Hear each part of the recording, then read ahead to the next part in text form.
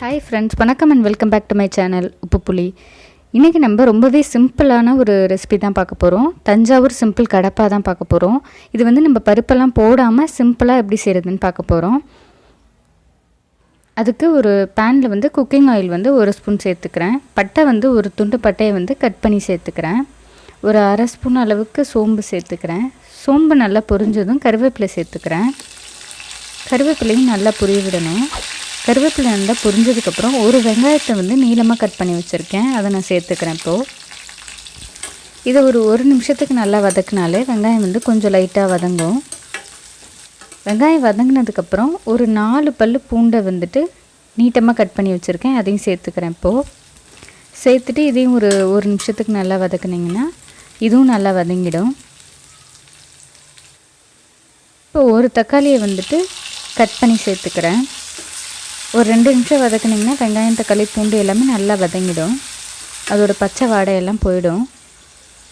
இப்போ ஒரு அரை ஸ்பூன் அளவுக்கு உப்பு இந்த ஸ்டேஜில் சேர்த்துக்கிறேன். எதுக்குன்னா கொஞ்சம் சீக்கிரமாக வதங்கிறதுக்காக உப்பு இப்போ சேர்த்துக்கிறேன். காரத்துக்கு இங்கே 2 பச்சை மிளகா வந்து நீளமாக கட் பண்ணி சேர்த்துக்கிறேன். காரத்துக்கு வேறு எதுவுமே சேர்க்க போகிறது இல்லை, அதனால் உங்களுக்கு தேவையான அளவுக்கு காரம் சேர்த்துக்கோங்க. தண்ணி வந்து ஒரு 1/4 கப் அளவுக்கு தண்ணி சேர்த்துக்கிறேன். ஏன்னா அப்போ தான் அது கரிஞ்சிராமல் இருக்கும், அதுக்காக ஒரு 1/4 கப் அளவு தண்ணி இப்போவே சேர்த்துக்கிறேன்.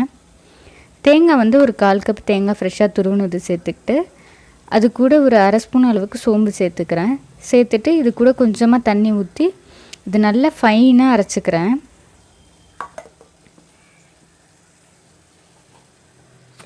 இந்த மாதிரி நல்லா ஃபைன் பேஸ்ட்டாக இருக்கணும். குறைன்னு அரைக்கணுங்கிற அவசியம் இல்லை, நல்லா ஃபைனாக இருந்தாலே ஓகே தான் உங்களுக்கு. இப்போது அந்த தேங்காய் பேஸ்ட்டை வந்து இதில் சேர்க்குறேன்.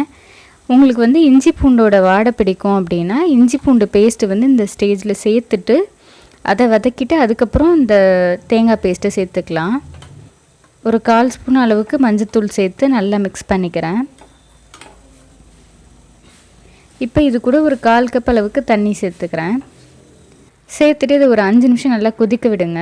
கொதித்ததுக்கப்புறம் 1 ஸ்பூன் அளவுக்கு கடலை மாவு 2 ஸ்பூன் அளவுக்கு தண்ணியில் வந்து நல்லா கட்டி இல்லாமல் நல்லா கலந்து அதை வந்து அது கூட சேர்க்க போகிறோம். இது எதுக்குன்னா குழம்பு வந்து கொஞ்சம் கெட்டியாக இருக்கிறதுக்காக சேர்க்குறோம். இதை போட்டு இப்போ நல்லா கலந்திங்கன்னா குழம்பு வந்து கொஞ்சம் லைட்டாக கெட்டியாக இருக்கும், இல்லைன்னா தண்ணி மாதிரி இருக்கும். சப்போஸ் உங்கள் கிட்டே காய் ஸ்டாக் பண்ணி வச்சுருந்தீங்கன்னா உருளைக்கிழங்கு பச்சை பட்டாணி 2 சேர்த்தா நல்லாயிருக்கும். காய் இல்லாமல் இது செஞ்சாலுமே நல்லா டேஸ்ட்டாக தான் இருக்கும். இது வந்து இட்லி, தோசை, பூரி, சப்பாத்தி எல்லாத்துக்குமே நல்லாயிருக்கும். நீங்களும் இந்த தஞ்சாவூர் சிம்பிள் கடப்பாவை ட்ரை பண்ணி பார்த்துட்டு எப்படி இருந்ததுன்னு மறக்காமல் எனக்கு கமெண்ட்ஸில் சொல்லுங்கள். மீட் யூ ஆல் இந்த next video. Until then bye bye from me. என்னோட சேனல் பிடிச்சிருந்தா மறக்காமல் சப்ஸ்கிரைப் பண்ணிவிட்டு பக்கத்தில் இருக்க பெல் ஐகானை கிளிக் பண்ணிக்கோங்க. அப்போ தான் நான் ஒரு வாட்டியும் வீடியோஸ் போட்டேன்னா உங்களுக்கு நோட்டிஃபிகேஷனில் வரும்.